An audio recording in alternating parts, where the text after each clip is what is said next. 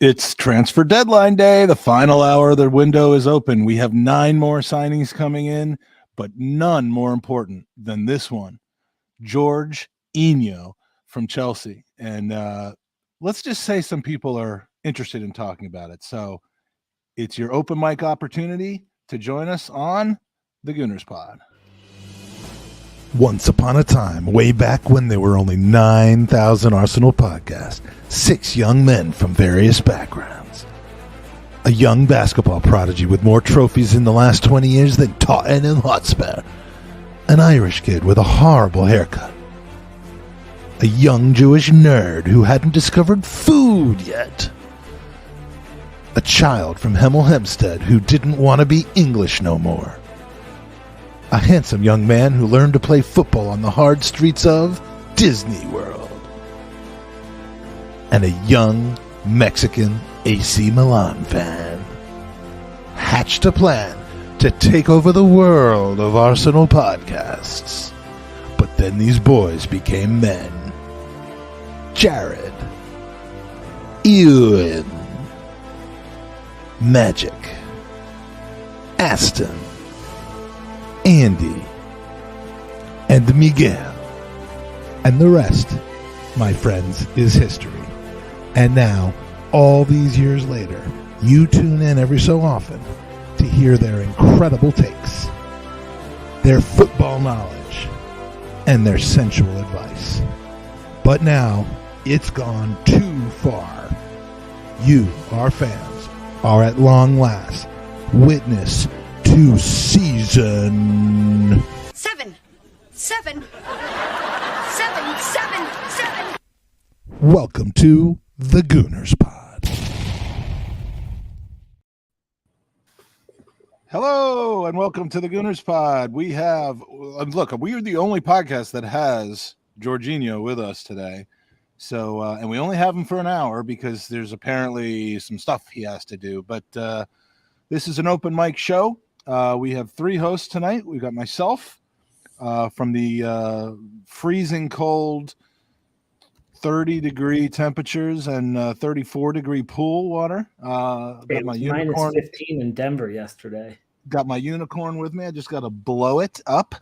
But Andy, you're in your usual spot. How you been? Yeah, cold. You're in a pool. It was minus 15 in Denver yesterday. It's warmed up a little bit today, but don't say urine and pool in the same sentence, please, because I know it's a trigger for you. I am very much looking forward to being in that pool with you in a few weeks. I hope we can both fit into the unicorn. That unicorn is not making it through your visit. I can tell you that much. What are you looking forward to more? Our wives meeting for the first time, or you and I getting into that unicorn together? It depends on what our wives meeting ends up turning into. There better be a pillow fight. Yeah. Speaking of wives, John, how you been, man? Long time no see. It's always good to see you. You are in Chicago. In Chicago, yeah, it's 13 degrees here now, and Is it 54 minutes until the end of the transfer window in Chicago, or is that just here? I don't know how time works, so okay. I literally have to bust out a calculator when I'm trying to figure out what something's going on, because it went from 5-hour difference to we're 6 hours difference behind. Well, wait until daylight savings time. You're going to be screwed. Aren't they canceling that? Aren't they? Isn't that? I heard they're like, you know what? We tried it didn't work, so let's give it up. I think they should just have one time zone, and everyone just gets used to like being light at 4:00 in the morning. Or they invented it so that all the trains could get that's pretty much where clocks came from. They were like, well, we need to figure out where the trains get there. We don't need that anymore. So I heard they're canceling it here. This is our last one. I don't think there is. Is there a daylight savings in the UK? I don't actually know. There is. Yeah. And what makes it even more confusing is they jump forward 2 weeks after us, but they fall back 2 weeks before us. So we get the long period, then we get the short. And I'm always over there when it happens too. So it ends up being like am I calling my kid? Anyway. Yeah. Great transfer deadline day show so far. The patter is over, and here's how this is going to work. Just like our post-game shows, if you're in the Red Room, if you came to GoonerOpenMic.com, which is the direct link to get right into our backstage area. We are going to bring you on camera. John's going to stay on with us the whole time, and we're going to cycle in other people and do our best to let you talk. It's not my strong suit, letting other people talk, but we want you to share your thoughts. If you are stark raving mad, like some folks I just witnessed on the Gooner Talk TV, let's hear it. We'll have a debate, and just have your say.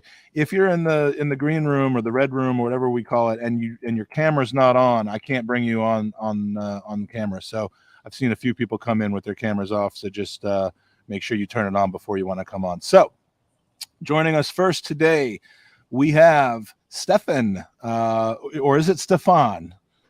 It's whatever. Stefan, yeah. Okay. Well, we'll go with Stefan. So I guess we'll start off each one with happy, not happy. What's your point of view right now?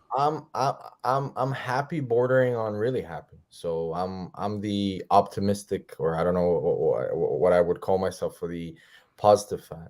So yeah, I'm definitely happy. Where are you joining us from, by the way, Stefan? I don't think we've had you on an open mic before, so it's always nice to have breaking ducks. from Bulgaria. Oh, nice. Do you know Drago? I just assume everyone in Bulgaria knows each other, Mike. Yeah, I just assume, you assume everyone looks alike. I do. Everyone in Bulgaria knows each other. I mean, it's a bad habit, but I don't know him. Like I haven't actually met him, but we talk quite a bit on Twitter. So yeah. Beautiful. Well, if you're half as good as he is, then you're twice as better than he is. That's what I have to say. I hope. That's my new words of wisdom. So what makes you specifically happy? Is it I guess, what context do you look at this transfer window in? Are you focused on the final day, the final 2 weeks, the entire thing, or like how do you come to your conclusion about how you feel about the window? I would honestly put it from mainly two viewpoints per se. For me, the window was a success because of how we actually pivoted. So for example, I know I was really keen on Mudryk. I really wanted him. I thought he would be great and stuff, and I would have loved him. But then the way we actually did was, we're like, you know what? We're going to use the money that we actually saved from not buying him and actually improve some of the weak points of our squad. So, for example, for me, I thought moving for Jakub Kivior was brilliant, because I think from what I read in the summer, Borussia Dortmund are after him, Atletico Madrid are after him, Milan, there would have been far more competition, and potentially to teams that could promise him much more first-team football than us. So I think moving for him was brilliant, because now when we have Gabriel, because let's be honest, every Arsenal fan right now is nervous, because if Gabriel gets injured, we don't have another left-footed center back that actually fits within the system. Now we do. So I thought that was good. I also thought Trossard at 25 million, I think is a bargain. I think he, with a normal contract and a normal, without him, throwing his toys out the pram and going on strike or whatever, I think Trossard is, I would say, around a 40 to 45 million pound player, based on the fees that teams pay, and just based on his stats. He's been on a team that's on a big high at the moment, that are playing extremely well. He's their top goal scorer, and if I'm not mistaken, I think he has the most amount of assists also for them. So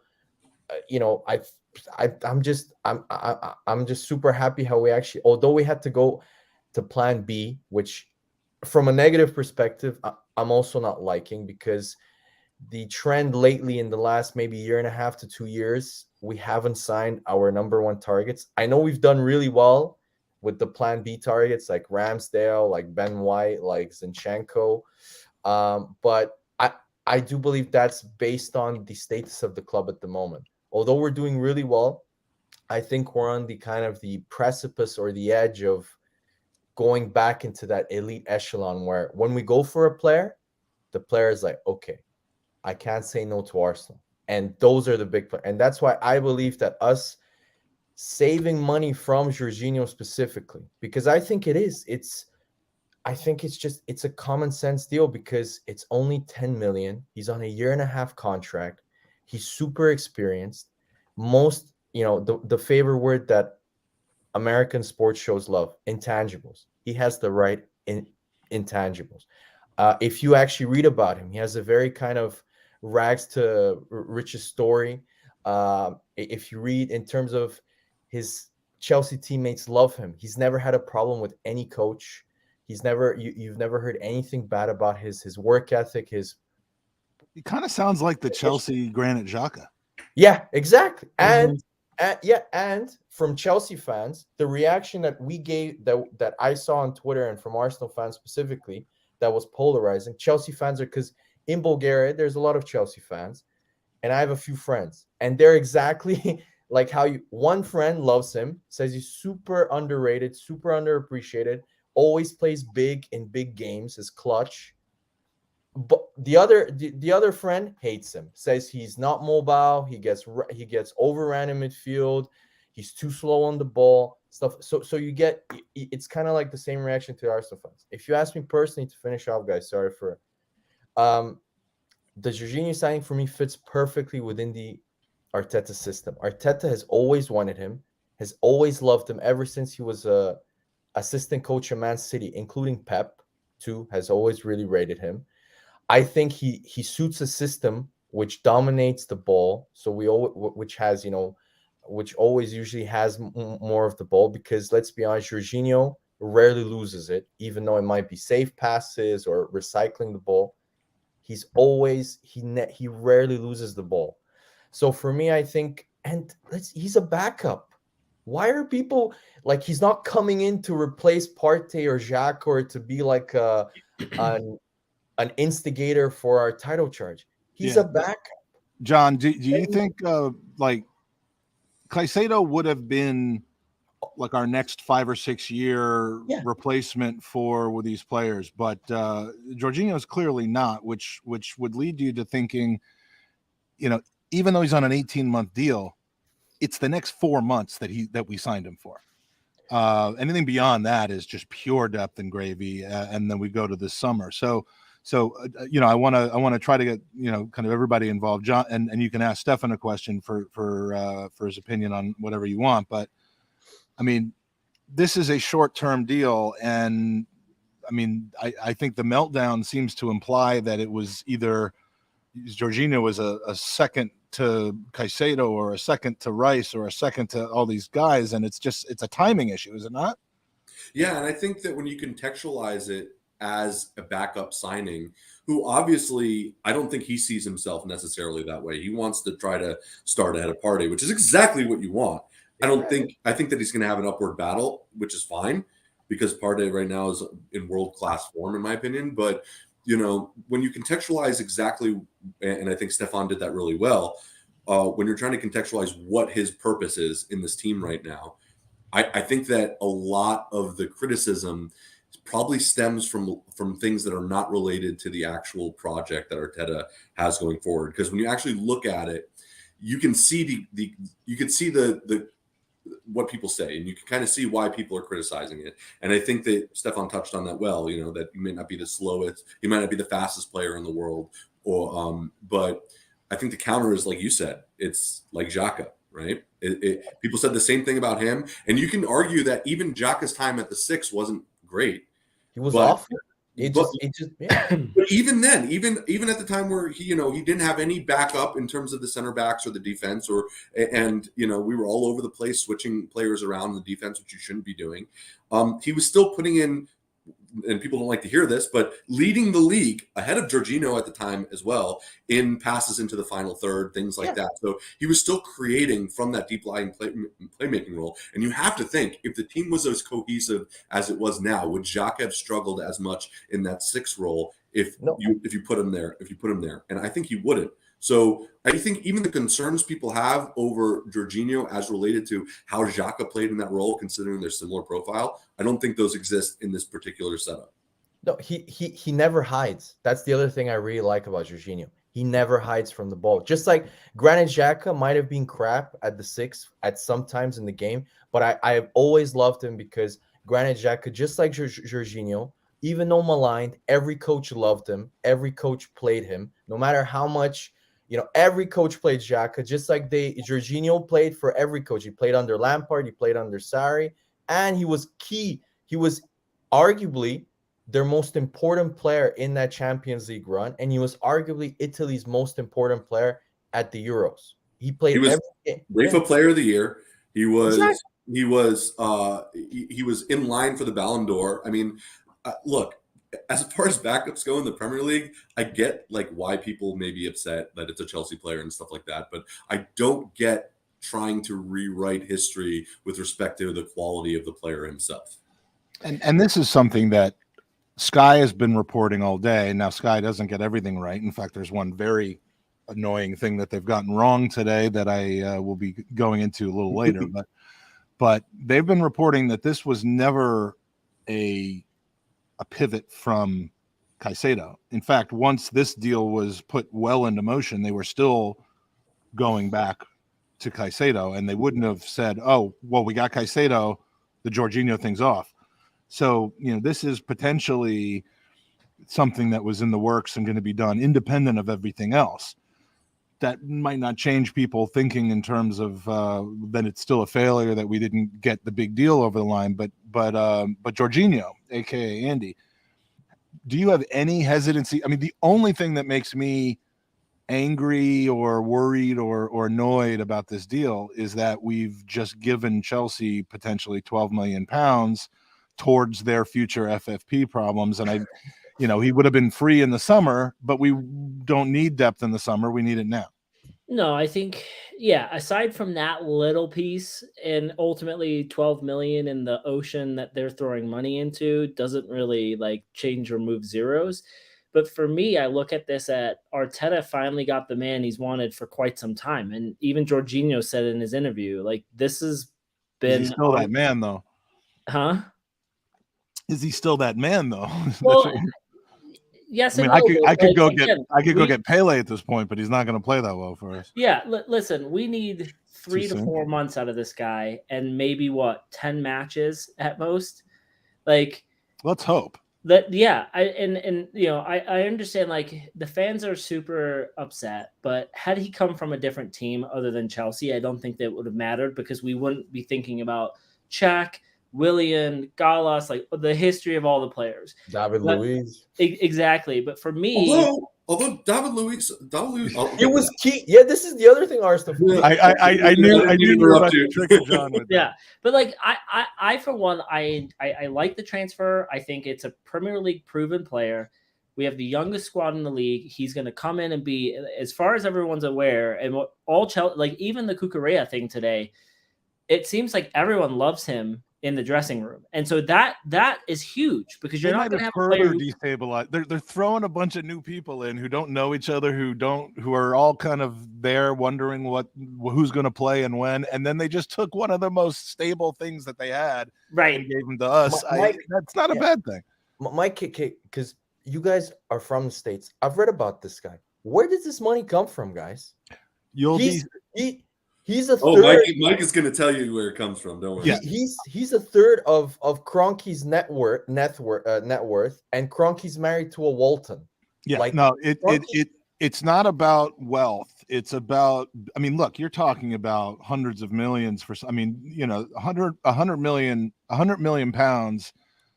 There's 10 of those in a billion, and I mean, I'm about to do simple, stupid math. I mean, there's plenty of money to do this. The question is financial fair play and smart business sense. At what point are you running a business that's just absolutely just tanking money? And I have already started the spreadsheeting that is the first step of doing a financial episode on Chelsea. We're an Arsenal podcast, and I don't care about Chelsea, but since it's such a topic of everyone's discussion and it seems to be related to us because of the Mudryk crossover and why aren't they having financial fair play issues?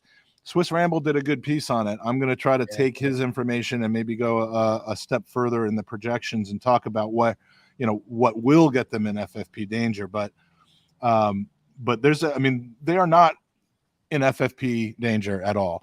And this is where I'm going to bring up Sky Sports. And then we're going to need to go to our next open mic or Stefan. But Sky Sports today was talking about the Enzo Fernandez deal, which now seems like it is on. No, it's done. It's done. Yeah, There we go. it's done. Yeah, It's done. they were referring to the discussion between Chelsea and Benfica over, a release clause normally is just paid in cash. Yeah, But it's Chelsea is essentially saying, we'll pay your release clause because no one else is going to, but we want to pay it over 6 years. And then it was, no, we want it over 2 years. And then no. Chelsea offered more. They said we're gonna pay you more money than the release clause because we're gonna pay you an installment because the Benfica. Okay. So they're the actually paying Benfica more than president- 105. Yeah. So they're but they're paying like what is this is even worse than when Roman Abramovich came. Like this is more like crazy. It's much more reckless. Roman Abramovich spent money, but he did it smartly. But I he love bought, that tweet, he bought Crespo. Yeah, I love that tweet someone made. Todd Bowley went after Jorginho before. Until he found out that he already played for Chelsea. You tried to snare him from Arsenal. There is, but what Sky Sports said was that the reason that Chelsea were trying to extend the number of installments was to fit in with the financial fair play limitations, and that's just complete and total bullshit. It's nonsense. It has nothing to do with why they were trying to do that. Interesting. They're just trying to delay their payables because financial fair play is completely not based on installments. It's based on amortization of the contract. Yeah. And I'll get into that more on my special. But Stefan, please do come back.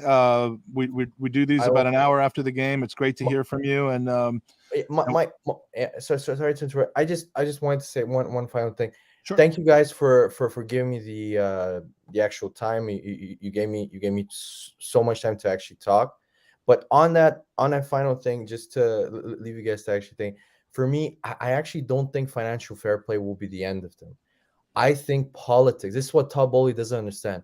Once he starts taking on the big boys, which is Real Madrid, the Barcelonas, Bayern Munich, once he pisses one of them off by big time overspending on some player that they like, that's when they'll go to UEFA. And that's when I think, because this isn't baseball where the more money you actually spend there, the greater, it's good for the sport. It's good, publicity and stuff like that. This is why I think Bowley does not get. When Real Madrid and Barca get like recently, like 3 days ago, they announced that in the summer from now on, you're not allowed to give over 5 years for over 5-year deals. That was, I'm 100% sure one of the big boys, Man United or Barcelona or Real Madrid said, hey, this is not good for us. This is screwing us over. Yeah. You may prove to be right on that. It's a great call. So Stefan, come back on, man. You were Thanks, great. guys. Appreciate you, dude. Thank you. Have a good one, guys. Let's All right, go, take care, Arsenal. Come on. Let's win the league. We're gonna win the league. Come on. All right. As open mic shows tend to be, the first guests that get on tend to be on longer because we don't have a full idea of how long we're going to be on. So, but we've got no end date for this or end time for this. We have no end date for this. We're going to go till Saturday. So if you want to jump on, you will get your time. We're not going to rush you. GoonerOpenMic.com. Next on the show is a man who described himself to me in a DM as being the first. Let me see. Was it German East Indian? I'm going to let him say it. Chevron. Tell me, take yourself off mute for a second, and he's the Chevronator. Tell us how you described yourself to me. So yeah, thanks for me. Can you hear me well? Yep, I can hear you. Yeah, okay. No, I just describe myself as like an East German Indian Arsenal fan because I'm in the east part of Germany, and I'm not sure if you have had a lot of East German Indian Arsenal fans on your show. So well, I do. I co-host a Mastodon server with a Indian gentleman who is a Germany fan, so maybe there's some sort of a connection. But anyway, that's not what we're here to talk about. What do you make of the transfer window? How do you look and evaluate the transfer window? And what do you think about Jorginho? I mean, first of all, as far as the Jorginho signing is concerned, I mean, I see it as an Elneny replacement. I mean, people talked about like we have Elneny in the squad, so like why after Jorginho, but news just dropped in today that Elneny will probably miss the remainder of the season. So this is not. I don't see this as a Thomas Partey backup. I just see this as like an assured Elneny replacement because I mean his contract is going up in the summer, and Lokonga is off to Crystal Palace on a loan deal. So we were literally left with two midfielders. So I don't see this as like. I mean, I think the problem that a lot of people have with this signing is that they thought that we were going to get Caicedo, and then we sort of ended with Jorginho. This is like a panic buy, blah blah blah. But the way I see it is it's just bodies in midfield, and we were looking at what is the most viable option that we can do, which financially suits us. Uh, does it necessarily block a path for another young player in the squad? No. I mean, we do have some good youngsters in the sort of the under 21, but nobody is knocking on the doors at the moment, right? So I see this as like an assured minimum risk signing, which helps us to sort of go for the title till the end of the season. That's my take on the Jorginho deal. Do you think, Andy, that if we had signed someone else and Jorginho, would anybody be talking about Jorginho at all? No, I think people would just, probably follow that same narrative of like ex-Chelsea and Arsenal. But, someone put it in the group. We've just signed Elneny's replacement. Like Jorginho wouldn't have come if Elneny was healthy going into the remainder of the season. And again, we're signing a player for 10 million, Premier League ready, who's won almost every trophy he's ever played for, and he's a great, locker room guy, and we're not tied to him long term. I honestly, do you know if we gave him a pay bump or not? He was on 110. Panton said that the movement of what's his face, or right back to Fulham. Why can't I think of his name? Oh, Cedric. Cedric paid for 70% of this deal, right? Well, Cedric's on like on 100, and this one, if he's on 110, and I mean.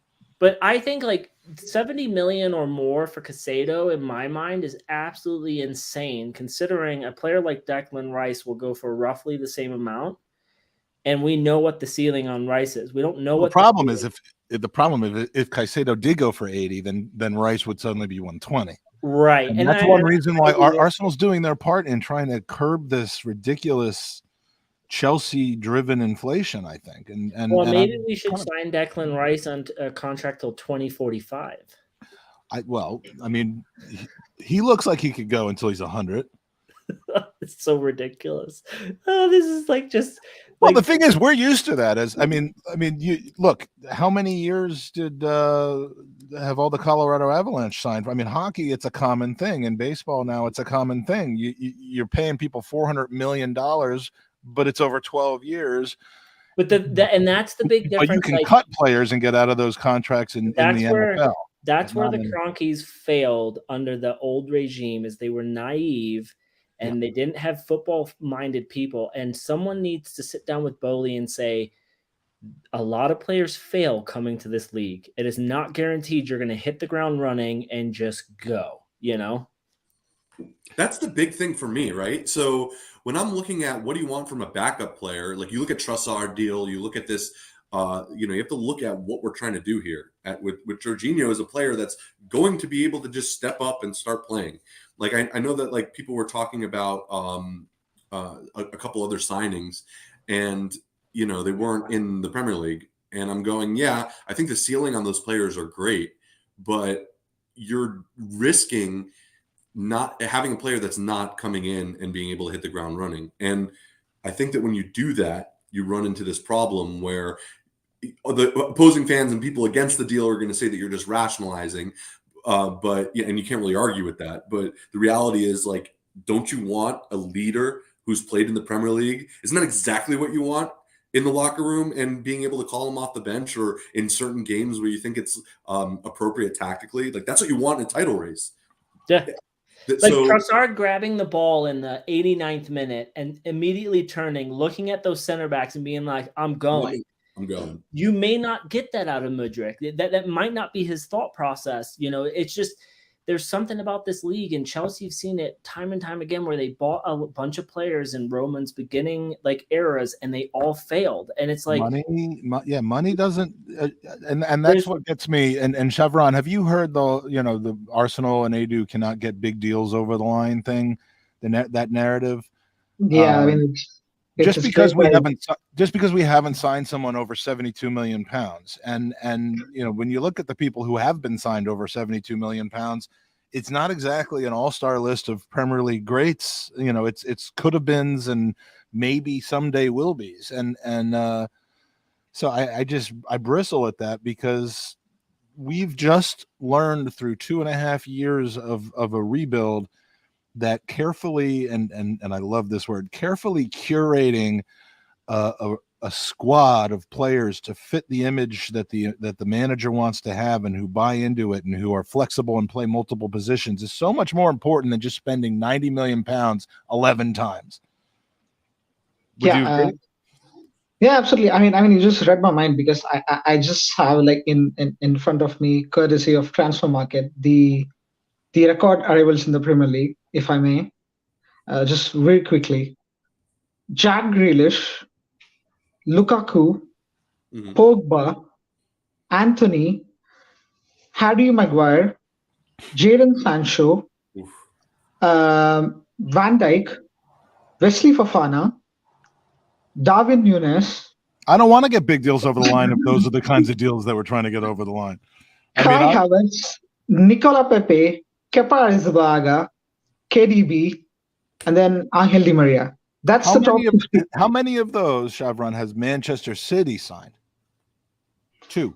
And one of them was at the bottom of the list, which is KDB. That's he's like 14. He's like 14. They're in the 30 to 70 range. Yeah. And that's where we are. Yeah. I mean, this sort of PTSD sort of comes from the fact about how Chelsea are moving, like in the transfer market. Mm-hmm. And I think the other thing which also fuels is this desperate attempt to keep Arsenal as like a banter club. Like, if Chelsea wouldn't have been making these moves, people would be bantering them right now. Nobody would even give a damn about Chelsea. The only reason why everybody is just caught up to this wave is because they sort of need some narrative to sort of diminish our genuine title shots that we have going.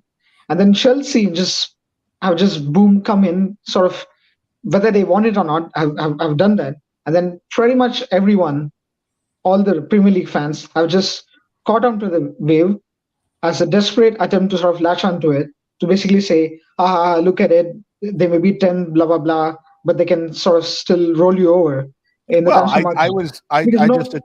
I just attended a Fulham Chelsea game where Fulham beat Chelsea, as a matter of fact, and Felix got a red card.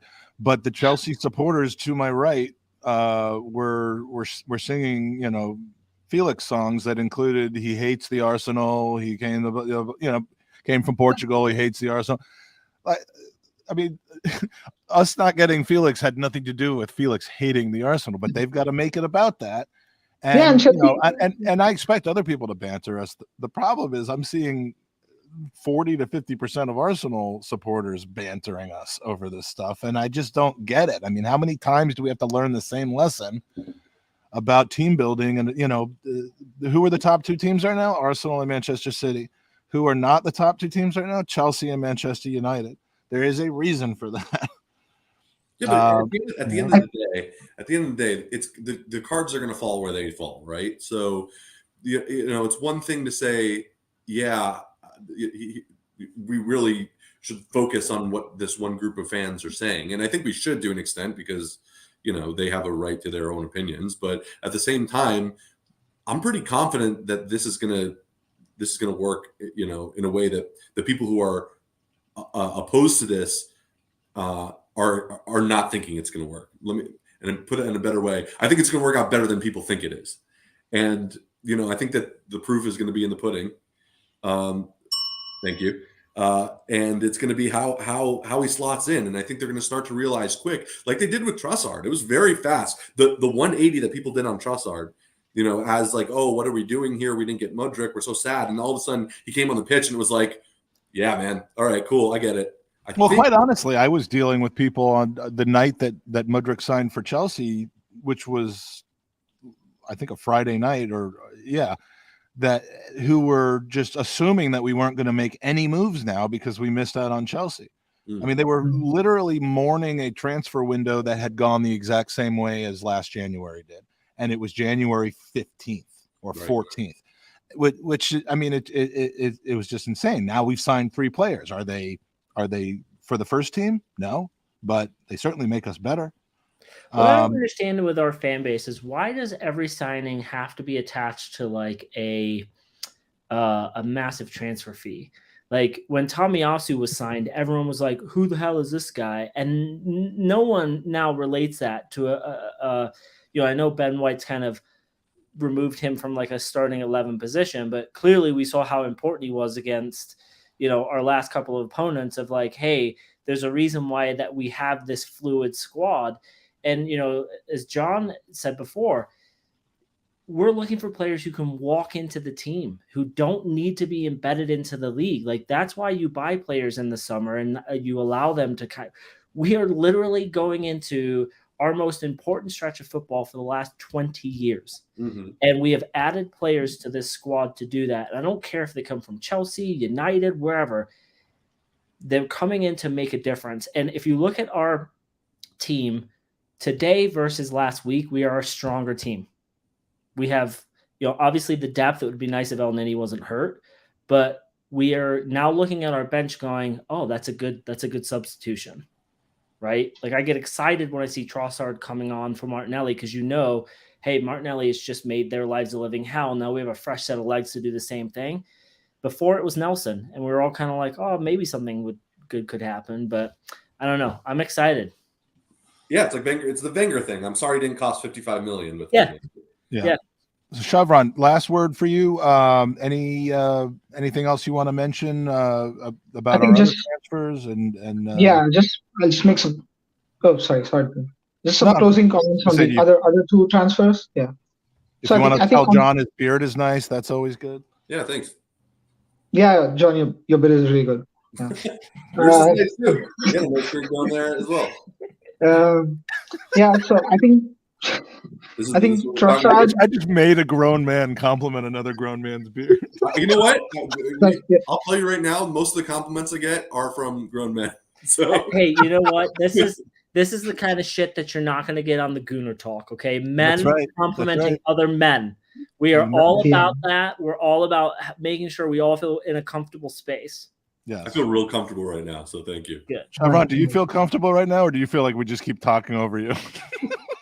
I think I'm just gonna make closing comments on the other 2 transfers.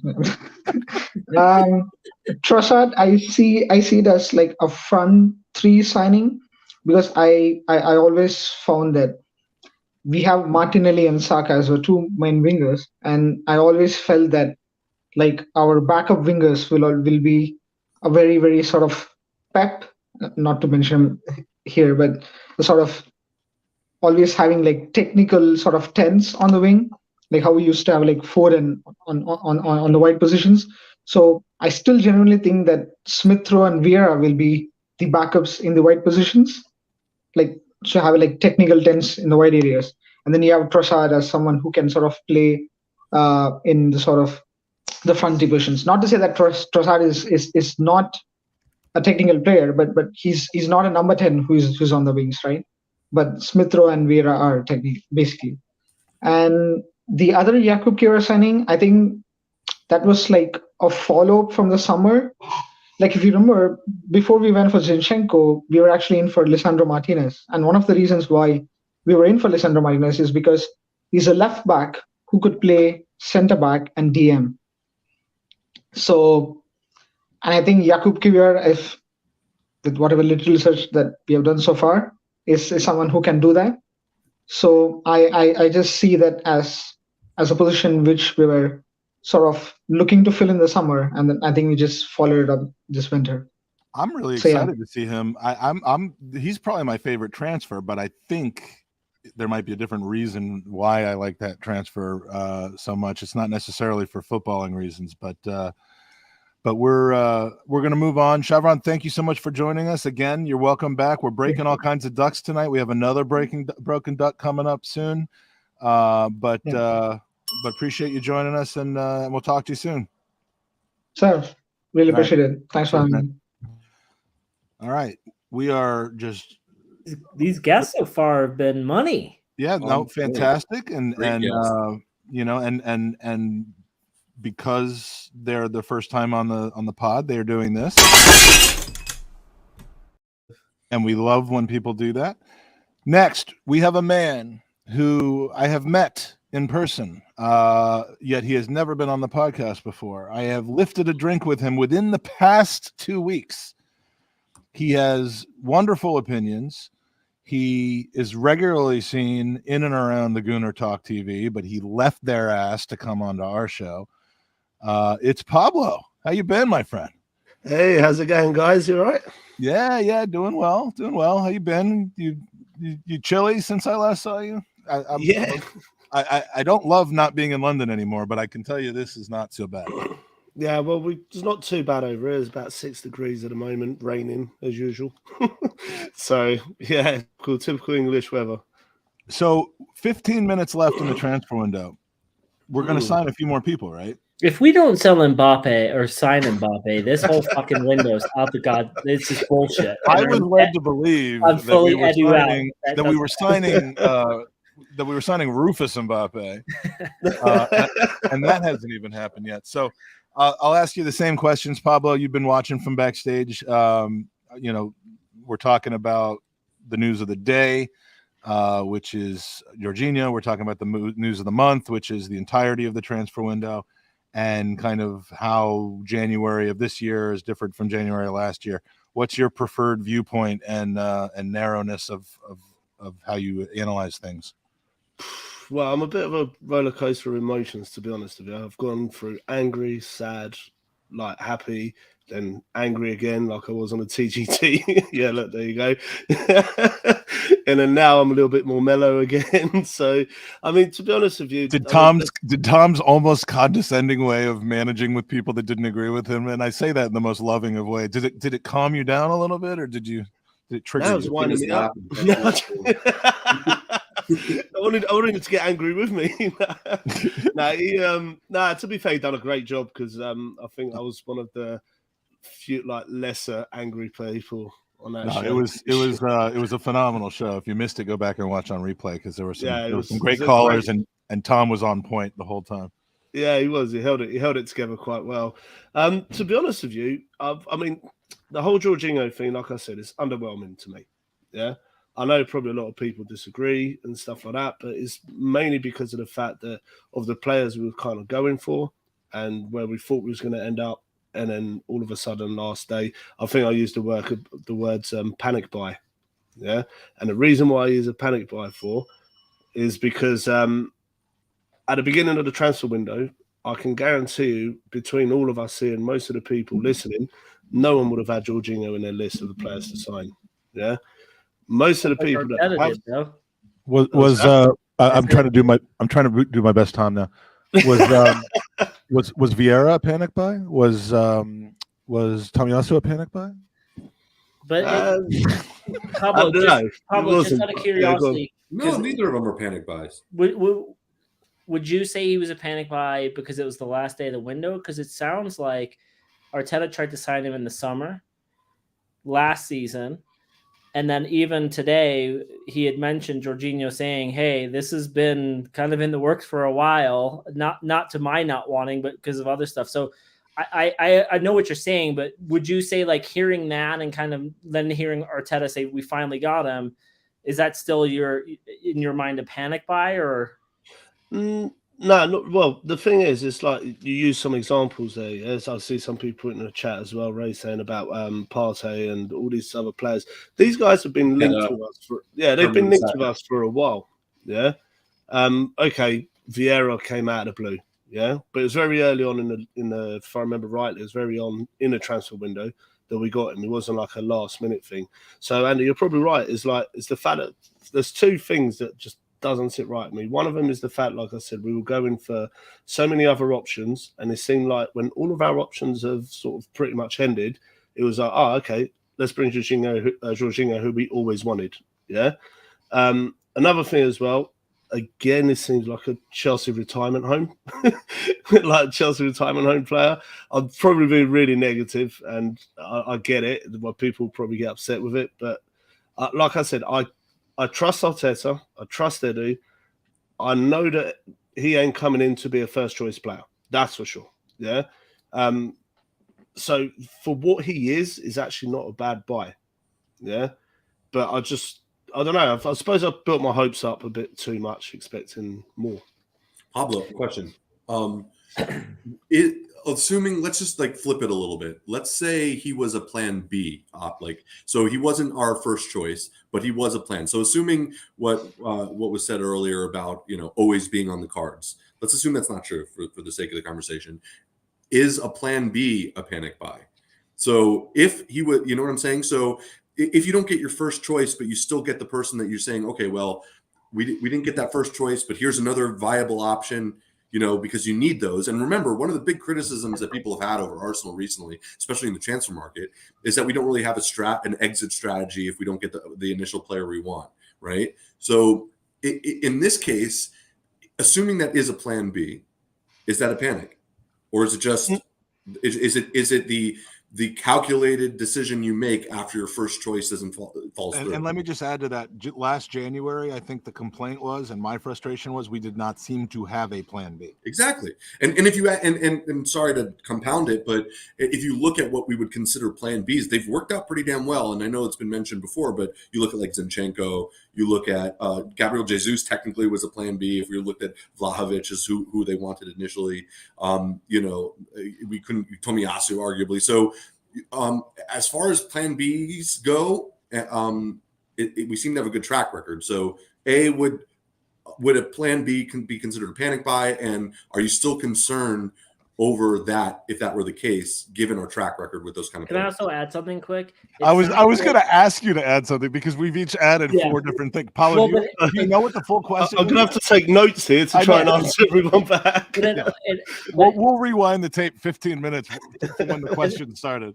Obviously, Sky Sports can be wrong, but throughout the day, they were saying this would have been a signing in addition to anything else that happened. So it may not have been a plan B. It could have been it could have been plan A subcategory B. You're speaking my language now. Yeah, well, I'll get all your points, really, to be fair. But I don't know. Something just... I think it's more of a personal thing than anything else. It's like more of a feeling I'm getting. To me, I don't know whether it's because we've been hurt so many times in the past and we have gone for targets, and then all of a sudden we ended up just getting, like I say, panic buys. Yeah, at the end, and I don't know whether that's still lingering in my head and thinking, "Oh, please tell me we're not going back to that same old routine buying old Chelsea players that are pretty much like to." The way you look up, another way of looking at it as well is Chelsea are upgrading their squad to a certain level, obviously ridiculously amounts. Yeah. Thanks. If you're listening rather than watching, Pablo, Mike Hers has just said, Pablo, I get all your points, but you are all wrong. That's as polite as he gets. Hey, but when did Hers get a sense of humor? This is strange. I think I'm just must bringing it out in him. I think this window has broken, Mike.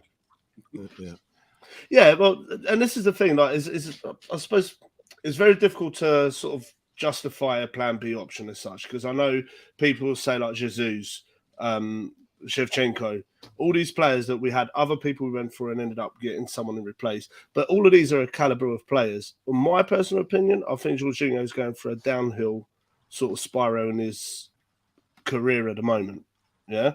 Well, Had it you tends to brought happen Jorginho, after your 30s, but I mean, but the question isn't my point. question isn't is it going to be? I mean, we signed Willian for way too long. We've signed players before to 5-year contracts, and within a year or two, wish that we never had. I mean, we're only looking for this guy to really perform for us at a substitute level for 4 months. Yeah. Next year, yes, we're paying him next year. We also paid Sir Santi Cazorla and Per Mertesacker for the final years of their contracts, and got a total of 1 game out of the out of them combined in that year. So, we're doing a patch thing with one of the better possible 4-month patches that we could have gotten. Yeah, and I hope he's successful. I hope he literally, I would, even if we don't have to use him, like everyone has already said as well, what he'll bring in the background in terms of leadership. He's won an endless amount of awards and cups and so on and stuff like that. So he does bring that to the table. And you can never have too many of those people in your dressing room. I mean, there are people who get it, and there are people who want to be around people who get it, and then there are people who don't care about any of that. We've gotten rid of the people that don't care about any of that. Keep bringing me good. I don't want to have 11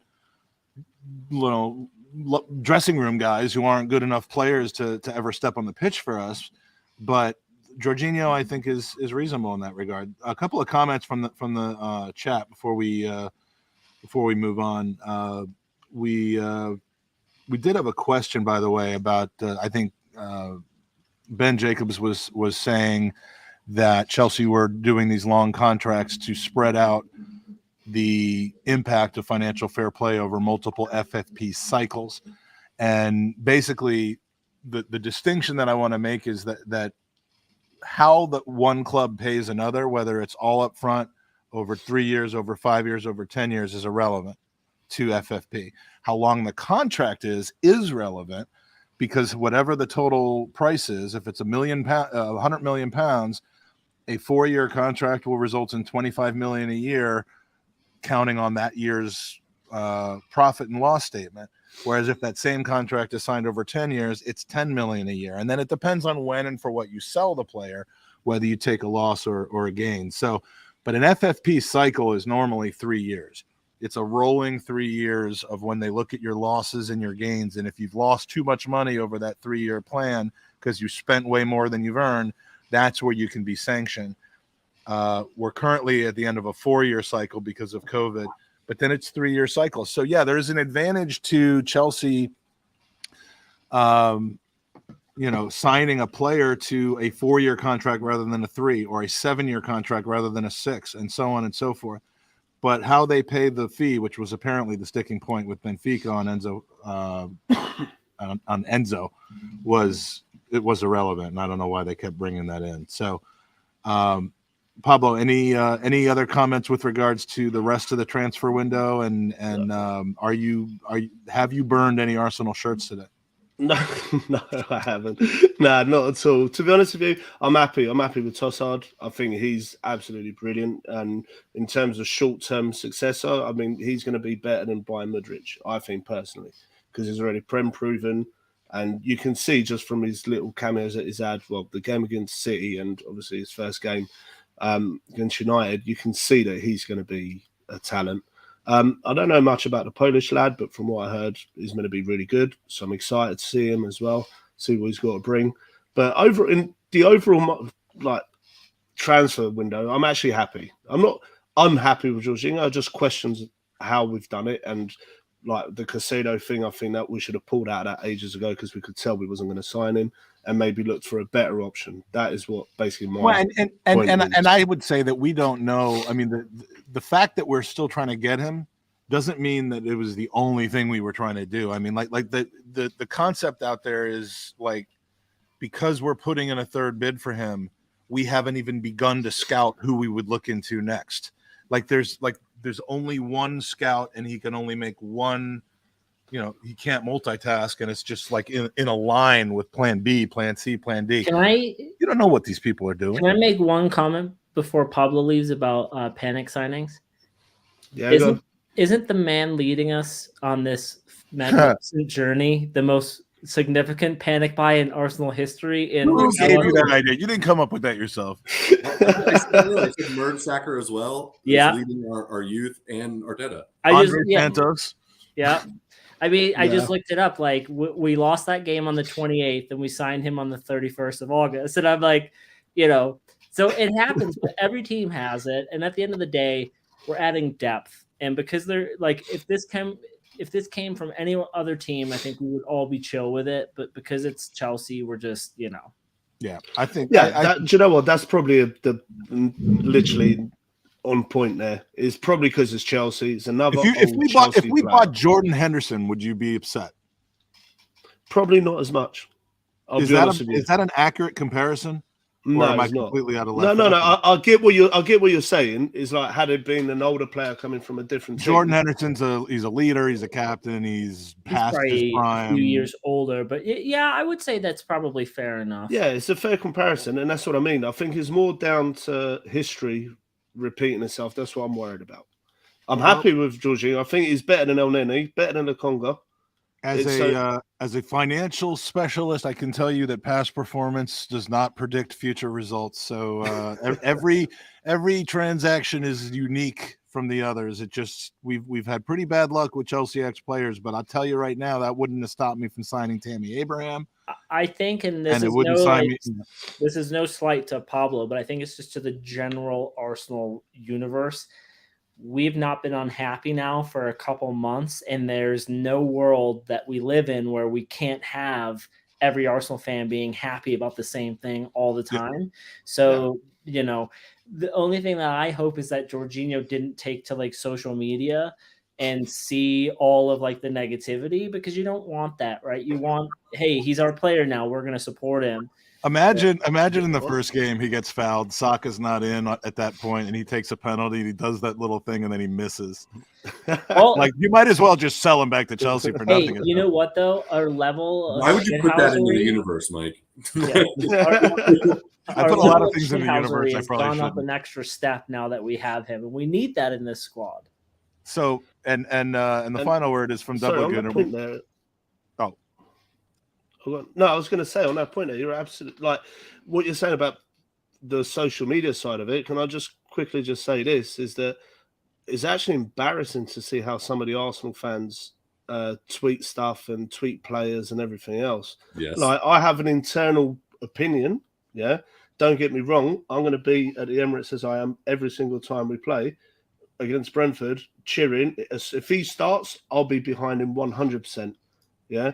And I'd hate people to take on social media to attack players or journalists that come up with any news or anything like that. I think that's just a low blow, podcasters really. Or podcasters, anything. Gerbils. I'll probably get it now after this. Yeah, well, that's all right. Just don't abuse anybody. And Double Gunner says, when you panic buy, you don't end up with Jorginho, you end up with an inflatable unicorn. This was a panic buy. I was panicked it wasn't going to arrive by the time I got back home. But Pablo, wonderful to meet you last week. Great to have you back on. We'll do it again Sure. for a regular panel, and thanks for doing the double decker tonight. Between guys, I got a bounce too. All right, so we're gonna say goodbye to Pablo. We're gonna say goodbye to Jorginho. Thanks for joining us for the hour. Yeah, sorry you're so upset with me, Pablo, and I hope to do better by you and the masses. Take care, guys. Take care, guys. Thanks a lot. All Bye. right, Thanks bye-bye. for stepping in, John. All right, so John's going to stick around, and we are going to bring in our next open micer. Things going well so far. A lot of good opinions. People are starting to kind of, I guess, normalize. And I have an announcement to make. The window is closed. We did not sign any other players. Just the three. Kave, our good friend from Sky Sports, who apparently hated Tomiyasu, he has actually said we had the best transfer window of all Premier League clubs. And does he know where each player plays? I don't think he does. I don't think he knows the names of the players. See, they were needing a striker, and now they got Jorginho. So I don't even think he knows all the teams. But yeah, he seems pretty happy with Arsenal's window. So we will now find out. And I'm going I'm going a bit out of order here, but that is simply because I know what the time is. And we are going to welcome on John, our friend from Palestine. Mohammed Iraqi is in the house. Mohammed, good to see you again. It's been a few shows. Hi, Mike. Hi, Hey, nice to see you again you're after on this with- long time. Hi, you're on John. with- Hello. You're on with me and John. So you are never one to be shy with your opinion. Usually after games on the performance, on the tactics, on the strategy. How are you looking at this transfer window? Are you focusing just on today and Jorginho, or are you focusing on the entirety of it? And what are your thoughts? Yes, first of all, it's now in Palestine 1 hour after midnight. So I resisted asleep to be with you, Mike. That's why we moved you up in the pecking order, because anyone who skips sleep and maybe time with their family to be with me, I feel bad for it, because that's such an awful decision. But on a serious note, so It's been tell a us while, Mike. It's been a while you didn't do the open mic show after the matches. So I don't know I was why. at the matches. I couldn't do it. Yes. And I hope you do the show earlier enough so I can jump every show, not to resist sleep every time. All right, so tell us what's on your mind. Yes, for me, when I heard Jorginho first name yesterday, was a little bit surprised, because I think we deserve a better player. I read Jorginho. He's an experienced player, serial winner, big character. I think Arteta wanted him because of these three things. But for me, Edo had done a great job with Arteta in the last 2 years. From the day one, I have full trust of Arteta, not because he's delivering this season as many fans or as many pundits. For Edo, I think he failed massively this transfer window and also last summer. Last summer, we had half of the job, not all of the job done. We signed Zinchenko and Jesus, great deals. We didn't sign a midfielder. We didn't sign a winger. We were after Modric. And Shakhtar told us that he will cost 40 to 45 million euros. And Arsenal said no. This is the first mistake started last summer. We could have Modric with this price last summer. Then Arsenal said when Pepe goes out on loan, we will sign a winger. Pepe went to the French league. We didn't sign a winger. And Elneny got injured a week before the closure of the summer transfer window. And Arsenal were reluctant, slow, and we got to the deadline day to the impossible deal for Douglas Luiz. And it was impossible because Villa didn't want to sell Luiz at deadline day. If we moved a week earlier, Aston Villa would have guaranteed Douglas Luiz to leave. And Edo kept one bid rejected, second bid rejected, and Douglas Luiz didn't get a midfielder. To go to this window, big failure with Modric deal. Why? Because it was Modric our prime target. We saw him as a huge talent. We saw him as a future for us. Okay, we were tracking him since long time, as I said. We started talking with Shakhtar 20 to 25th of December. And the saga ended at the 16th or 17th of January. First of all, we wasted long time. We were not ruthless. Shakhtar had their price, 100 million euros or close to it, and we were slow.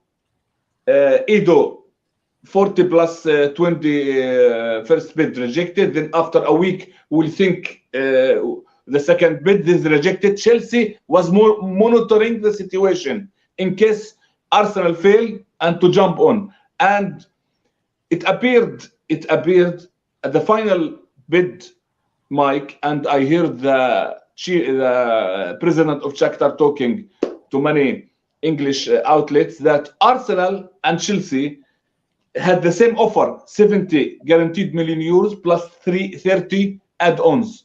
But for Shakhtar, Chelsea were more serious. They flew to Poland. They sit with them 9 consecutive hours. They struck the deals.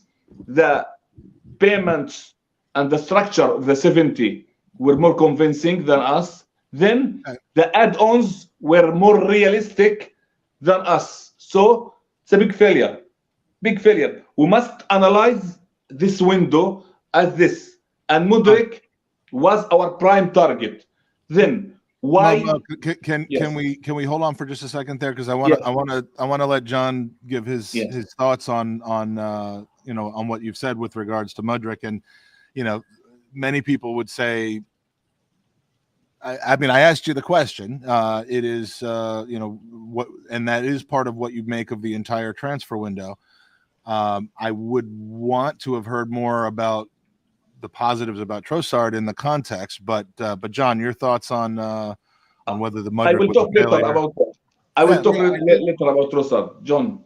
Well, yeah, I was going to say I like the Trossard deal. I mean, obviously, I'm a big fan of Mudrik. I was one of the champions for him here to come here. He's one of the most exciting talents, in my opinion, in terms of prospects in Europe, especially on that left wing side. You look at Finney Jr., these kind of players. I think you can kind of put him in a similar kind of position, obviously not as well established, but I think a lot of the reason that deal fell through was political, and especially now that I don't know if you want to get into all that, but I like the Trossard deal. I really like that he's going to be able to run right into the side and has ran right into the side, and it really is that kind of player for it. Assume Mudrik never happened, right? Assuming we're never in for him. I just thought that about Lee. Assuming that never happened, then I think we're looking at the Trossard deal in a very different light, and I think we're looking at it as a very shrewd signing, player that's just getting into the prime of his career. You look at his statistics; they're very, very good, especially this season. They've been very good up until the issues that he had with Brighton, which are John, I agree with you. I agree. Just I didn't talk about Trossard. I analyzed why Edo failed with our prime target, who is Mudrik. Concerning Trossard, people now said that Trossard is good because they saw him in 2 matches. For me, I was calling Arsenal to sign Trossard for the last 2 years, and with many shows with Lev and with Harry Simeo. And I wrote it on my page on Twitter that Arsenal must look at Trossard. He is suitable, fantastic player. He has huge experience. He proved himself in the Premier League. He's 28. I think he's matured enough. He played. He's very good. He can score goals in both feet also. Mm-hmm. He can play in all the positions up front. So I'm very happy for Trossard. Yeah, and I guess I don't really see it the same way as us failing with Mudrik. I think we really tried our best. We knew, and we thought we were in a good position because the player was very vocal and open about wanting to come here. I think at the end of the day, it came down to things that were not football related.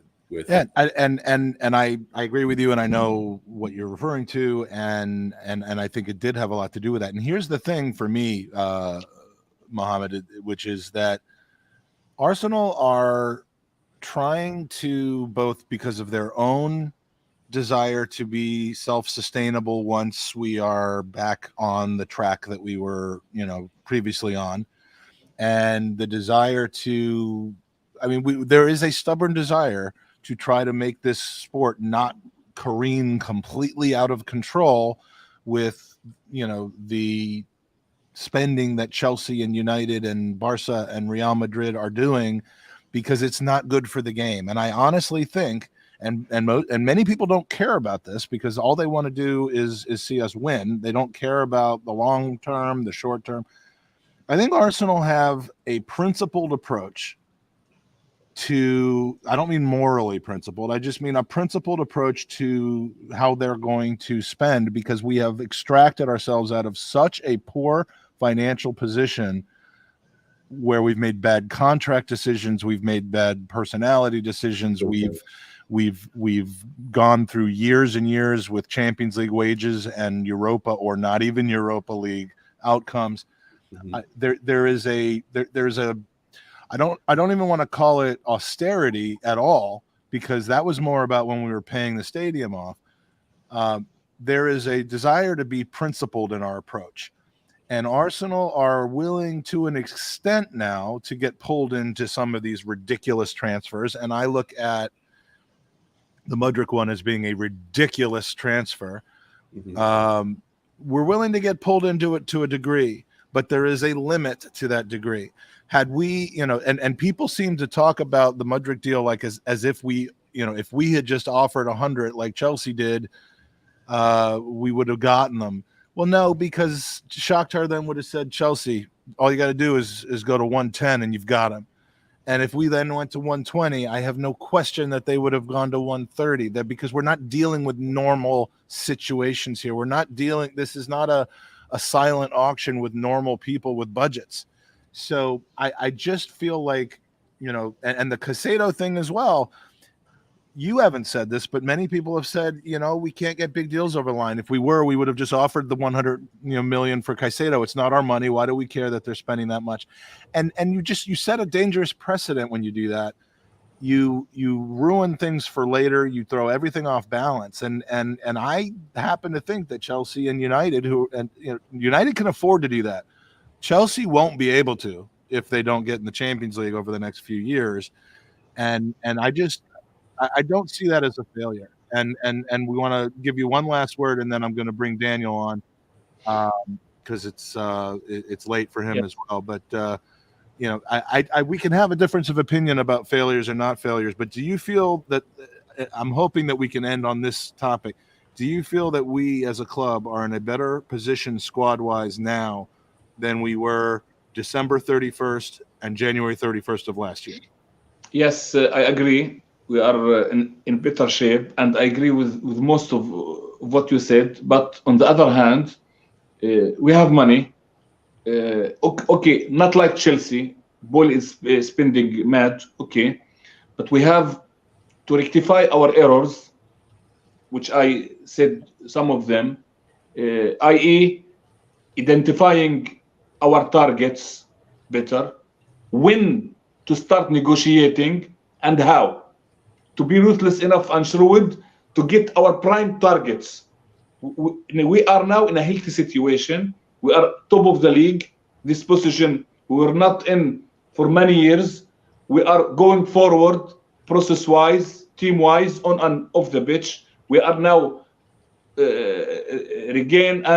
again attractive to players. So it's on Edo to deliver and to bring the prime targets.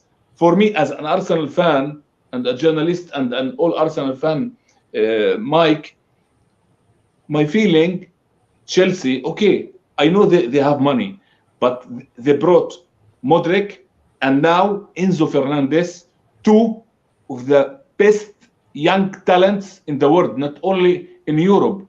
So really, I feel angry, disappointed, because Chelsea got them. I know they have money and they spend mad, but Arsenal in this situation, healthy sports situation, must be able to compete and to bring some of these type of players. Mohammed, this is my analysis. Mohammed, did you feel angry and disappointed when Chelsea signed Timo Werner, Kai Havertz, Romelu Lukaku the second time?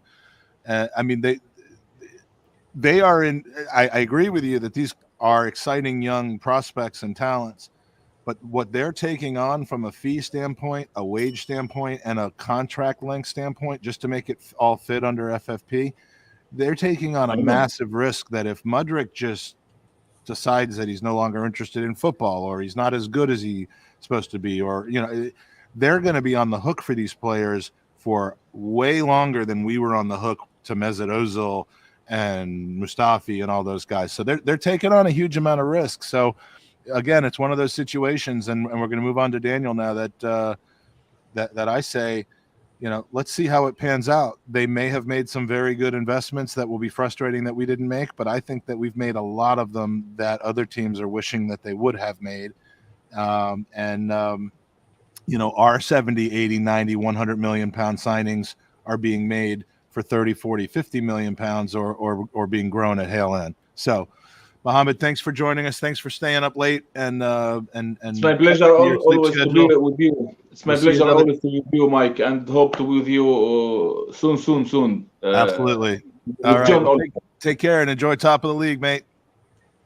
Good evening. Have a good night. All right, Daniel. Thank you for staying on late. It was great to see you again last week as well, my friend. It was good fun. I mean, was that not every time I'm at the Tollington before a game, and I can't speak to after the game because I don't have much memory of that, but it's just the best environment on a game day when everything's going well and the people coming in and out. I was so glad that you came down and joined us. So yeah, the atmosphere there before the game was amazing, and then we won, and it just all kind of went to plan, didn't it? It sure did. It sure did. So I know that your opinion, because you expressed it in the chat, was that Edu did not fail. So, tell us kind of where you stand on either the transfer window or the comments that have been made by others so far. I mean, we're top of the league. We're doing very well. I'll kind of go back on this about the whole trust the process. I'm going to kind of go a bit deep in that.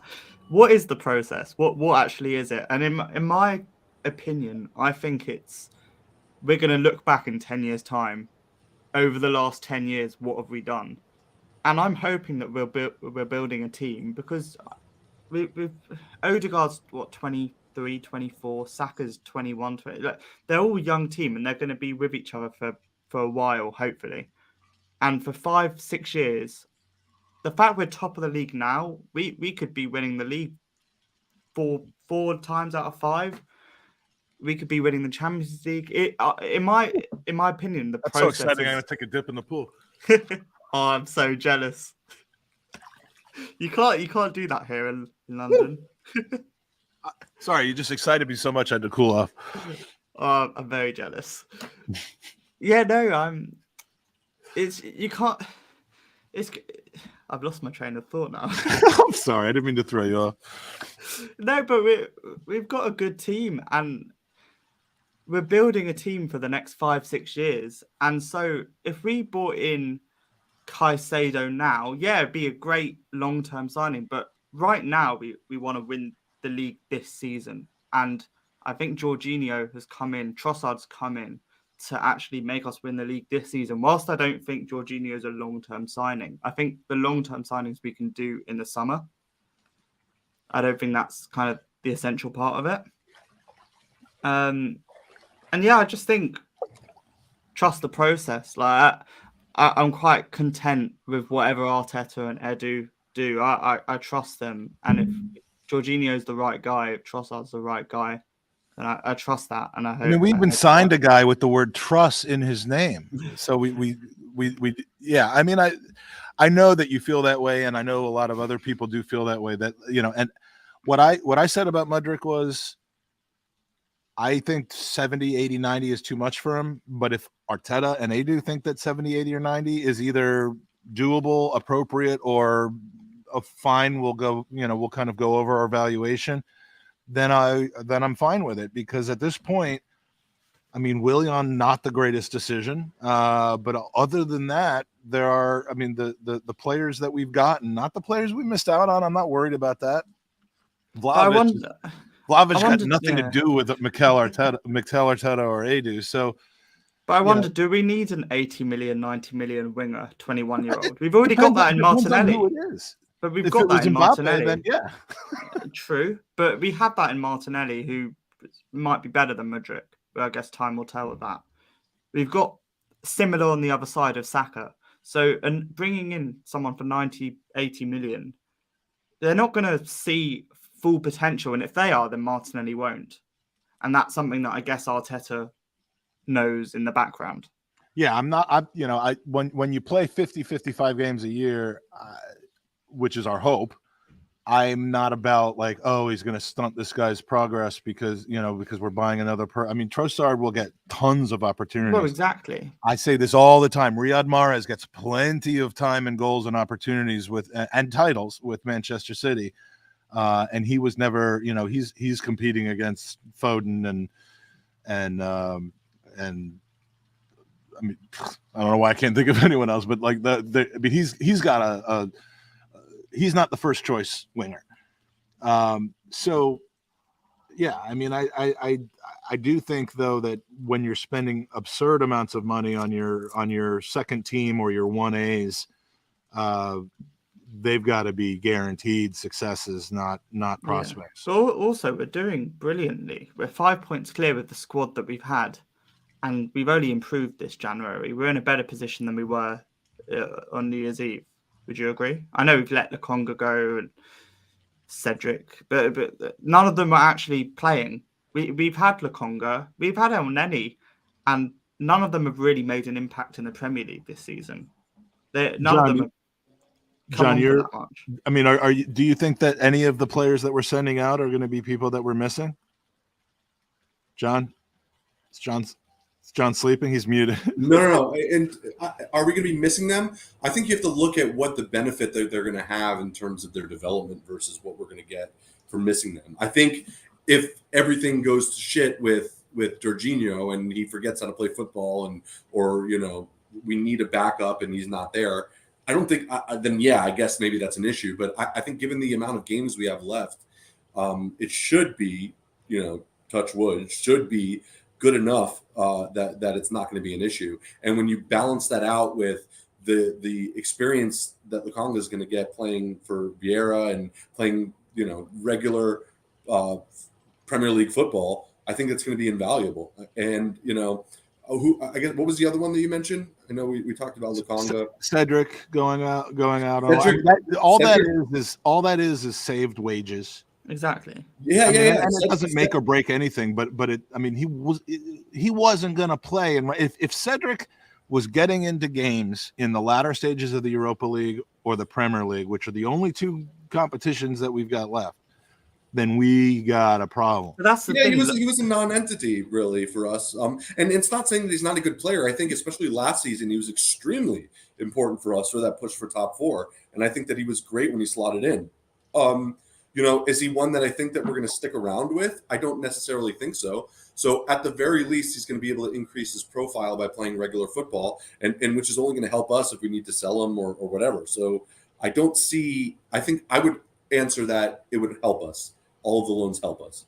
But that's the thing. It's like Lokonga and El Neni, they haven't been needed that much in the Premier League. The occasional time they'll come on with 10, 15 minutes to go. So Jorginho might not actually get used a lot. But if Xhaka and Partey are starting every game, well, Jorginho might just be there for the numbers. That's a good point. And he's good in the dressing room for numbers. Yeah. Any thoughts? We haven't talked about who's that guy that we were going to sign from a team in Spain, and then it just kind of all fell apart. Like Fresneda. Fresneda. Did Edu fail with Fresneda? Well, I guess he might have been loaned out. It's very much one for the future. I mean, he's a right back. We've already got Ben White and Tomiyasu. So do we need him in the squad right now? Probably not. But maybe he's one for the future that Edu and Arteta like. And maybe we'll come back to that in the summer. Do you think that, Dan, we are in for two new midfielders over the summer now that Jordan, I mean, the word is that there is no intention to say it's going to be Rice or what is it, Zubizarreta? That's the older Zubamendi, yeah. Zubamendi, Zubizarreta. There's Zubamente. You got your Zubamendis, you got your Rices, you got your Caicedos, you got your Tielemanses, who's going to be free. You've got your Patinos as well. You've got your Patinos of the world, which Patini. people do that. Your Patine. Your Patini. Don't talk about my patina. It's the summer is like almost a breeding ground for potential really impactful midfielders for when Partey and Xhaka are either unavailable or too old to be contributing anymore. And I just think it's a if we close this thing out and win the Premier League, or even if we just put our best effort forward and it's just clear that we are in this now, like Liverpool and City were, with a chance of being in that top two, one or two every single year, we now will be a place where we can say, okay, we want a midfielder. Here are the 10 people that we're considering. Who wants to come to us and which team wants to deal with us? We're not quite there yet. And this is what I was going to say with Mo when we were talking about, failures and, being a destination team. We're not at the point yet where we can set the terms. We're getting there. And we're a heck of a lot closer to that than we were years and years ago. I mean, we have Mudryk twerking for us constantly. We have other players who I think would like to play for the Arsenal rather than just come here because no one else will take them. But, you get a league title or push City to the last day for a league title, and I think the summer starts folding into a different situation where players start coming to us like they were coming to Liverpool 3 or 4 years ago, or like they come to City now. And we'll get deals for players that are 80 million now that might be 50 or 60 million then. And it will just allow us to continue to strengthen from underneath now that we've got our first 11. It looks like Caicedo really wanted to come to Arsenal because he can see what's happening. We're building a very young team. And apart did he from say, did he seem to want to move to Arsenal, or did he just seem to want to move to a big contract? I'm uncertain based on that message. It was more like, I want to fulfill my dreams that I can't do at Brighton. It just seems like that was all said after the bid from Arsenal. So 2 + 2 is 4 kind of thing. But usually. Usually. But you can see what we're building. And apart from Xhaka and Partey, our oldest players in our first team are Jesus and Zinchenko, who are 25, 26. So if you replace Xhaka and Partey and I guess Jorginho with a 24-year-old and a 22-year-old, then all of a sudden the whole squad is just a lot younger. And that could be something we might be looking. But I've heard El Neni might be signing a 1-year extension. And with him, Jorginho, Xhaka and Partey in midfield, with maybe Patino coming back, I can't imagine we'll be signing 2 midfielders. So whether that's just Declan Rice or just Caicedo or whoever it may be. But I mean, it's exciting times. It is. I mean, and not to turn this into a Kroenke referendum, but I mean, they're spending money now. And be excited. Again, as you will.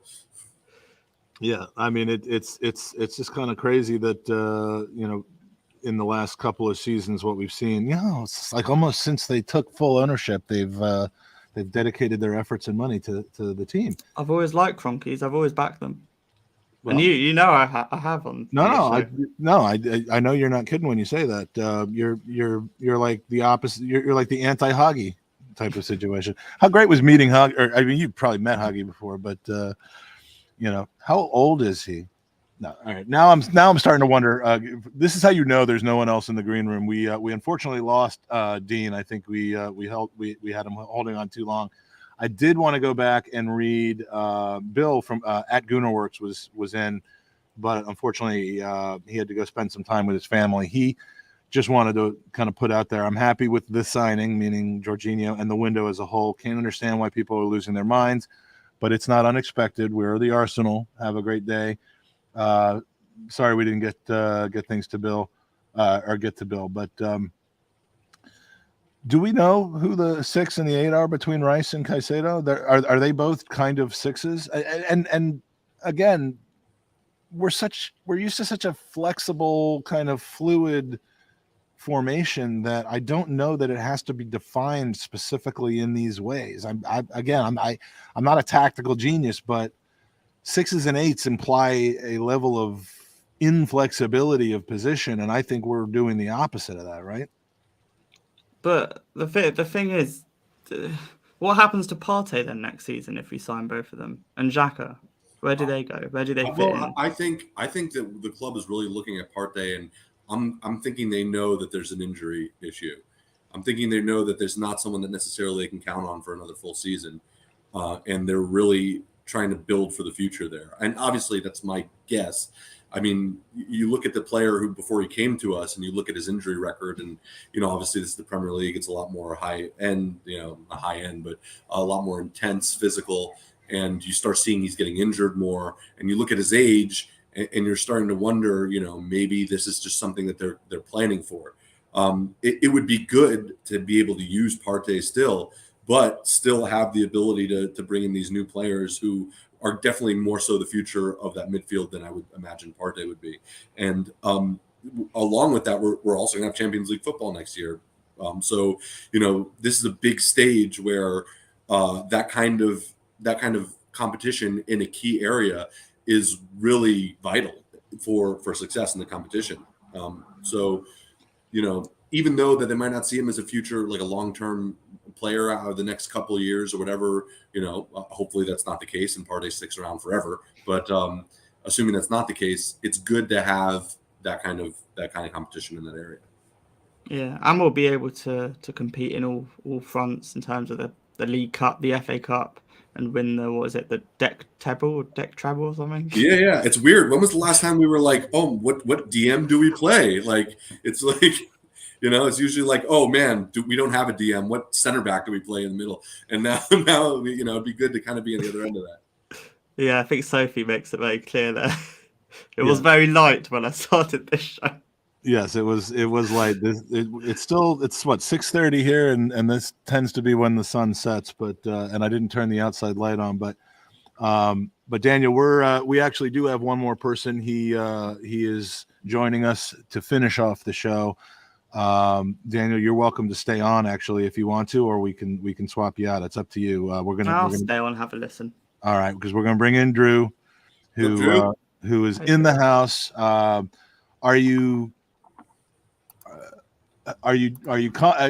You've been triggered today by idiots, and I just want to, you're perfectly welcome to share your thoughts here, but we've covered kind of the bases on Jorginho as much as we possibly could, but we want to hear the unique and reputable approach from Drew Thompson. So what do you got to say? I mean, I don't know if there's anything necessarily more unique at this point. Those have watched Tom's shows earlier. He kind of covered a lot of the ground. You and John have covered more here. I kind of just feel like I don't think there's enough people contextualizing the deal for Jorginho. I think that's the main issue that I have with it. I think a lot of people maybe looked at it as saying, they're worried about how many games he's going to play. Well, don't catastrophize Thomas Partey's situation currently. He's fit. He's going to play. Bringing Jorginho in gives you a player who's won Champions League recently. He's won Euro 2020 recently. And he's a player that you can probably trust in Europa League moving forward this season to give Partey a rest maybe until, say, the final or whatever have you. The money is good. The contract's a shorter contract. He gives you experience because, like it or not, one of the chief reasons why we did choke at the back end of last season trying to get top four is because we were inexperienced. There's a lot of young players in the squad, right? So bringing someone in who has that high-level experience when it matters most is going to help a young team maybe get it over the line, whereas last season we didn't. And I fully admit, at first, I wasn't hugely up on the deal. You guys saw the things that I said in the TGT, and I wasn't like, maybe doom and gloom and bedlam for me, but I kind of thought that, maybe we should transition elsewhere for a younger signing that we could maybe bet in now, give him some minutes across the Europa League, and then maybe spot starts or spot minutes in Premier League and then move forward with it. But when I kind of sat back and thought about who are those people? Like Bamba is one that I've heard about. Yeah, Bamba is one of them who I wrote a lot about for work. I went kind of deep into the Y Scout. Like I do rate him, and there's a reason why Mancini wants him in the Italian national squad that's coming in a national cycle for Euro 2024 qualifying. He's actually much better than people think. Tom asked a great question though that kind of makes you think about these guys, and I'll steal his question because he stole everything else from our podcast. But he's like, February 15th, Partey's not available. El Neni's not available. Your choices are a brand new Ibrahim Bamba. Is that his name? Yeah. Okay. Oh, thank God. Or Jorginho. Like, who are you more comfortable starting in that particular game, which by this point is, other than potentially the Europa League final, the most important game of our season, or the next most important game of our or a title race. Who do you when trust? you look at it, when you look at it that way, I kind of feel like, so my initial reaction was maybe go after someone that's younger. But then when you started to hear kind of the back end information about the Jorginho deal, it was not instead of, it was including two. We could have gone out and gotten two midfielders, really. So you could go out and get Jorginho and Bamba, right? And then you still have Jorginho that can play, and then you can still get Bamba in. Even if he's not playing a lot, you kind of want to bet him into the system. You do start him if you need to. He's there for a minute. So my kind of tweaked opinion was you could go out and get both because the money was there for it. And obviously, if we're willing to shell out, 100 million euro on Mykhailo Mudryk, we can go out and spend 20 million on Bamba and Jorginho combined. There's no reason why we couldn't. It's just a matter of, we didn't, and that's okay. But for me, I kind of feel like a lot of fans it's kind of the same stuff over and over. Like, we're always comparing our business to our rivals, and yeah, you can do that to a certain extent, but you also can't. Chelsea the decks were completely cleaned of the debt basically, and now clearly capital are not broke. Like Bali has a ton of money he could throw at the problem. I don't agree with their transfer policy. I think if you look at the profile of players they're bringing in, they're good players. They're very good players. A lot of them have very high ceilings. But we don't know if that'll work for Graham Potter on a tactical level. We don't know if those guys will mesh on the pitch. And then what happens? Then they have to go out and get a Potter's not going manager to be coaching them. I don't think he will. I think if you want to, as the three of us, as our Americans, we know how the American sporting world works. When you bring in these types of players with this type of pedigree, you're going to want a manager to be the face of that. And they're going to bring Ancelotti back, aren't they? I think it's going to be Zidane. He can't manage France. He's managed Real Madrid to 3 Champions League titles, which is the second most in history. Turn down the U.S. men's national team job. That was so that was possible, but so I kind of feel like I look at Zidane as like that experienced manager who has managed some good young players in the past at Real Madrid. Being the U.S. So I think they'll probably do that. So I don't know. I don't think it'll be Potter, but I look at Chelsea's business and you cannot compare it. And we also can't compete with it either. I think we have different principles, which we've held firm to. I think this January showed that we are willing to go after players for big money if we feel like it's the right player. But the caveat is we still have a ceiling that we won't go past because we cannot start getting into these bidding wars where we're never going to be that club to do it. And as much as KSC has kind of released the purse strings a bit more than they have in the beginning, we're still not going to be that kind of club to do 100 million, 120 million bid. I don't think it'll ever happen. I think it'll happen once in a blue moon for someone like a Mudryk, like John was saying, like if you have the chance to go out and get a potentially world-class player who Roberto De Serbia said he thought he could be a potential Ballon d'Or winner, then maybe you do go and do it. But Enzo Fernandez, 115 million. I'm sorry, like he had a brilliant World Cup, but he's not a 150 million pound midfielder. Not for me, anyway. I kind of feel like Benfica cashed in well, like they always do on their talent, but also they're cashing in the fact that he had a brilliant World Cup. If this deal happened last summer, he's not going to be that much money. If this deal happened in the coming summer, it probably wouldn't even be that much money. He's Portuguese Arshaman, so that's what we hope anyway. Yeah, so it's tricky, but overall, I just feel like I'm not sad with it. At the end of the day, we brought in 2 Premier League experienced players to help us in the title push. We brought in Kirior, who, by all accounts, is actually also quite good. He had a good spell of Spezia. He can play center back. He can play DM as well. Robert Lewandowski gave him a glowing review because they spent time together in the Polish national team camp. So I don't know. I think there's a lot to be positive about. I don't think it was a perfect window, of course, but I do think it's better than people give it credit for, and I think it's enough to give us a lot of the depth we needed to make sure we survive the season and don't putter out in the last 5-6 weeks that we've seen before. And it also allows us to continue to challenge in Europa League, which you want, while also trying to sustain our challenge in Premier League and actually having a real shot at a double for the first time in however many decades. So to me, the perfect January transfer window is getting all your June business done in January without spending more. I mean, or without spending a tremendous amount more, because the benefit is you have them for an extra 6 months. And that's why Januaries are weird. I mean, I sent out a tweet earlier today. I think it was maybe 5 hours before the transfer window closed that showed what the net spend of all the Premier League teams were. Chelsea obviously whacked out way on top, but we were the second highest spending team in this transfer window. Now, that may have changed with some of the late Nottingham Forest signed John Joe Shelby from Newcastle. How old is that guy? Like 62. They also signed Keylor Navas, did they not? Yeah, I saw that. Leeds signed the entire U.S. men's national team. Oh, and Tottenham. I've got in the background, or opposite of where the pool is, I've got the TV with Sky Sports on in the background. So I've been watching that. Tottenham signed some dope on loan from Sporting. Did you see that they cut what's his face's deal? Yeah, Doherty's gone. Yeah. I So, hope he tweets about us. So here's the. They made him delete his tweet, and then they cut his contract. Wait, what happened? Too funny. What happened?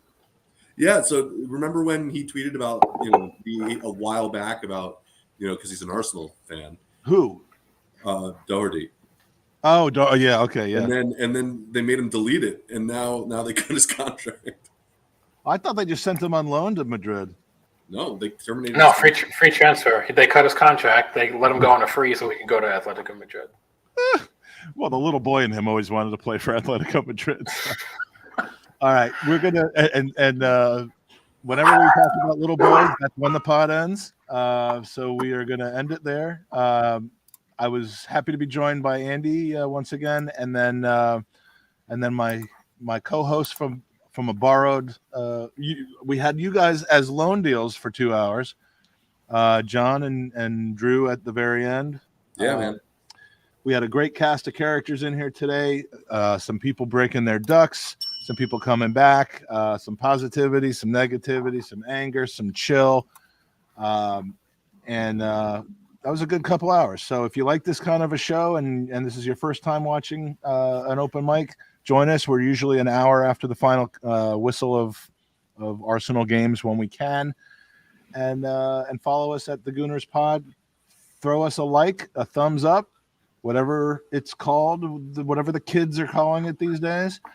And stay tuned, because we will be very shortly. And Dan, I'm going to ask you to join us for this. We will be doing the draw of the final 32 for the Football Phrases FA Cup. Still working on final guests for the actual show, but we're going to do a draw special, and we'll talk about those phrases again during the draw special. So Dan, hope you'll I'm pumped.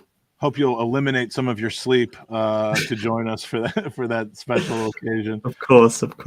And that's about it, gentlemen. Where can we find you, Drew? This is the longest you've kept one Twitter handle, I think, in a long, long time. Yeah, you can just find me at Mix Could Be Mix, and writing for one-on-one great goals. So, yeah. Beautiful. Are they ever thinking of expanding to like 102 great goals, or? There's a Twitter account, 102 great goals. It's been a while. Is there? Yeah, that they do a lot of the social media pushes through that account, and then 101 is news. Oh, so it's not just like a copycat account where they just add one thing to it. It's no, it would be hilarious if that was the case, but that's not the case. Well, you know what I'm going to do? I'm going to do 103 great goals. It's like 6-minute abs. I'm going to do 5-minute abs. Such a good movie. Yeah, that was a great movie. All right, John, what are you up to? Are we just giving up on the podcasting career at this point? No, I said every time you keep saying I'm going to go back and do it. No, I'm not. But I am going to do an episode if we win the league. All right. When we win the league. It's an episode of when the we win 305 the league. When we win the league. Thanks, Dan. All right. And Daniel, which Weatherspoons are we going to next? Exactly, that's the question. Just as long as the steak's good, then we're all right. I learned. I went to Weatherspoons on this trip a handful of times. Did not order the steak. Not making that mistake. I don't blame you. That steak was a mistake. So This has been the Gooners Podcast, Season 7, Episode 79, and we shall say farewell with a brief video. And the transfer window is shut.